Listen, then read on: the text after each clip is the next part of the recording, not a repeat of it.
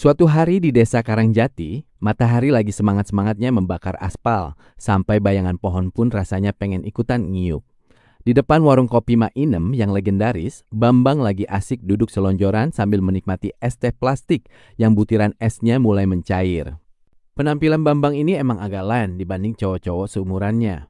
Badannya tipis banget, kaos oblongnya yang kegedean berkibar-kibar kena angin kayak bendera partai.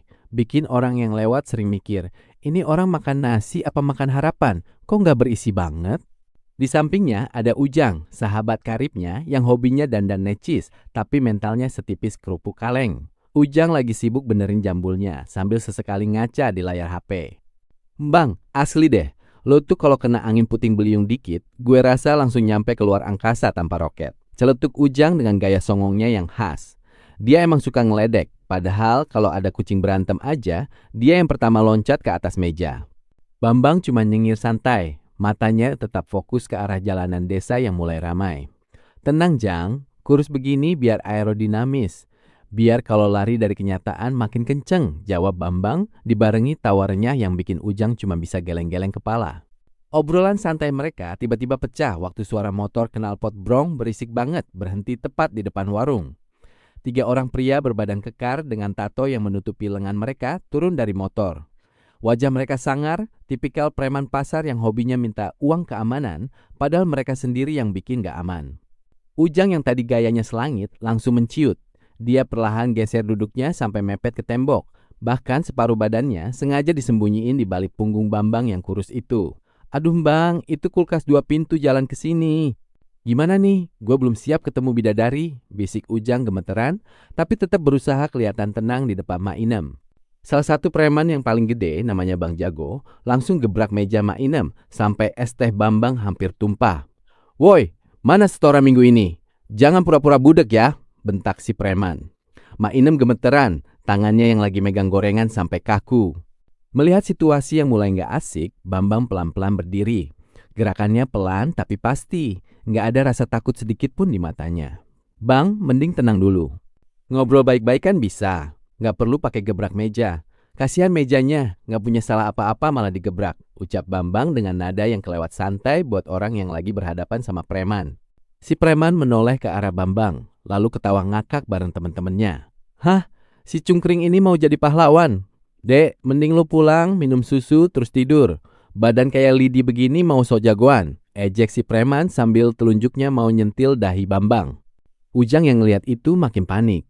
Bang, jangan dilawan, mending kita lock out aja dari sini. Nyawa lo cuma 1, gak ada respawn. Teriak Ujang dari kejauhan karena dia udah berhasil kabur ke belakang gerobak gorengan. Tapi tepat sebelum jari si preman menyentuh dahinya, Bambang cuma geser kepalanya sesenti. Gerakan yang sangat presisi seolah dia sudah tahu arah serangan itu sebelum dimulai. Disitulah warga mulai merasa ada yang beda dari si pemuda kurus ini. Aura di sekitar Bambang mendadak berubah jadi dingin dan berat. Bikin siapapun yang ngeliat ngerasa kalau si Lidi ini punya rahasia besar yang belum terbongkar. Si preman yang tadinya ketawa ngakak mendadak terdiam. Mukanya merah padam karena merasa dipermalukan di depan warga desa Karangjati. Wah, si Lidi ini songong juga ya. Lo pikir lucu, geser-geser kepala gitu? Bentak si bos preman sambil melayangkan pukulan mentah ke arah rahang Bambang. Pukulan itu kencang banget. Kalau kena orang biasa, mungkin giginya sudah rontok seketika.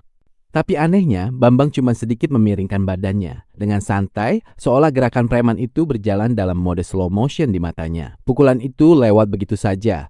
Cuma menyambar angin kosong yang bikin si preman hampir jatuh tersungkur karena kehilangan keseimbangan. Ujang yang ngintip dari balik gerobak gorengan, Mak Inem langsung melongo.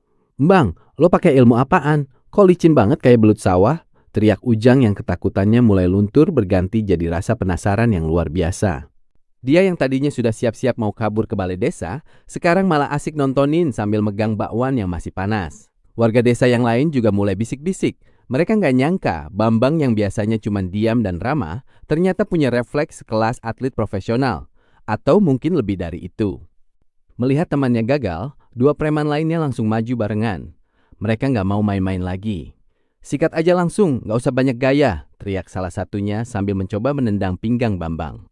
Disinilah kejutan sebenarnya dimulai. Bambang nggak lari, dia cuma menarik napas panjang lalu menghentakkan kakinya ke tanah dengan sangat ringan. Tiba-tiba ada getaran halus yang menjalar di aspal, bikin langkah para preman itu jadi oleng, seolah mereka lagi jalan di atas perahu yang kena ombak.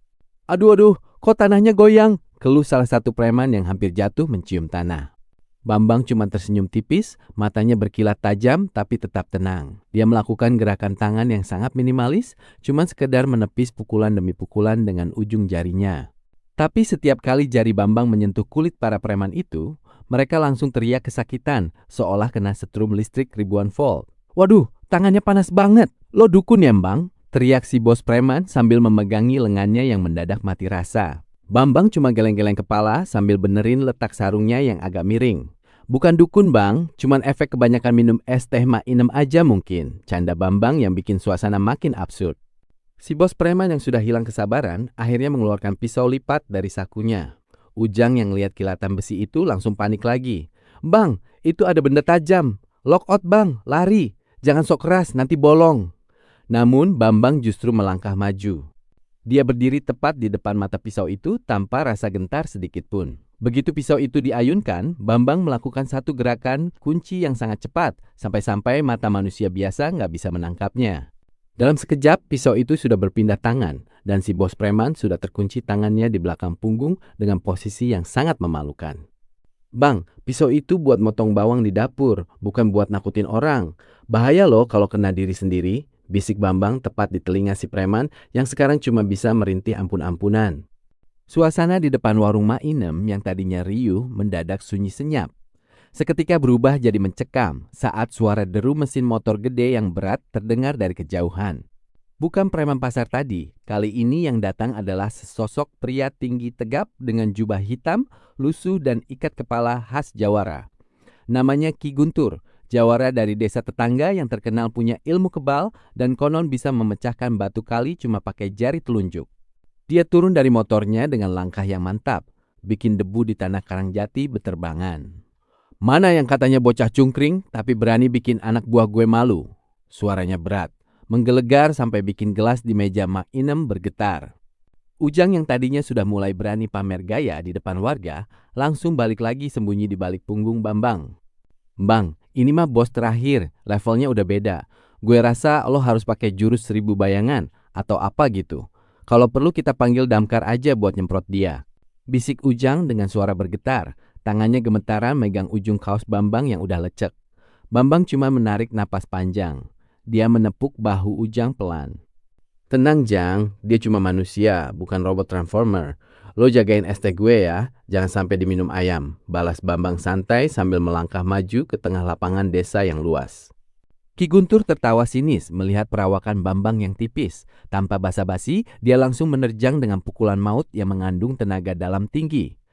Angin di sekitar kepalan tangannya sampai terdengar bersiul saking kencangnya. Tapi Bambang gak menghindar. Dia justru berdiri tegak dengan kuda-kuda yang sangat rendah, tangannya bergerak melingkar seperti aliran air di sungai. Begitu pukulan Ki Guntur sampai, Bambang bukan menahan, tapi menangkap energi itu dan memutarnya balik. Loh, kok tenaga gue balik ke gue sendiri? Gumam Ki Guntur kaget saat badannya justru terdorong mundur 5 langkah, padahal dia yang menyerang. Warga desa Karangjati melongo, gak percaya melihat Jawara Sakti itu bisa dibuat kaget oleh pemuda yang badannya kayak belum makan seminggu. Ujang yang ngelihat itu langsung teriak kegirangan. Nah kan, apa gue bilang? Temen gue ini titisan dewa Bang Guntur. Mending abang balik kanan, bubar jalan sebelum kena mental. Teriak Ujang makin songong karena merasa di atas angin. Tapi Ki Guntur gak menyerah. Dia mengeluarkan jurus andalannya, pukulan bumi runtuh. Dia menghantam tanah dengan keras, berniat bikin Bambang jatuh kehilangan keseimbangan.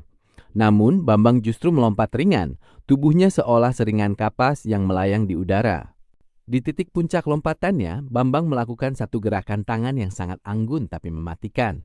Dia menyentuh dahi Ki Guntur hanya dengan satu jari saat dia mendarat kembali ke tanah. Seketika seluruh aliran tenaga dalam Ki Guntur terkunci total. Jawara itu mematung, keringat dingin bercucuran dari pelipisnya dan napasnya jadi berat seolah ada gunung yang menindih pundaknya. Ilmu kanuragan langit biru, kok bisa lo kuasai itu? Tanya Ki Guntur dengan suara parau dan penuh rasa hormat yang mendalam. Bambang melepaskan sentuhannya, lalu merapikan rambutnya yang berantakan kena angin. Ilmu mah cuma titipan Bang, Yang penting itu nggak sombong dan nggak ganggu ketenangan warga, ucap Bambang sambil tersenyum tulus. Ki Guntur akhirnya menunduk malu. Dia meminta maaf dan berjanji nggak akan pernah mengusik desa Karangjati lagi. Saat semua orang bersorak, Ujang langsung lari meluk Bambang. Bang, lo gila? Mulai besok gue fix diet total biar jadi sakti kayak lo, teriak Ujang kegirangan. Bambang cuma ketawa sambil ngerangkul sahabat setianya itu menuju warung Mak Inem buat lanjut minum es teh yang tertunda.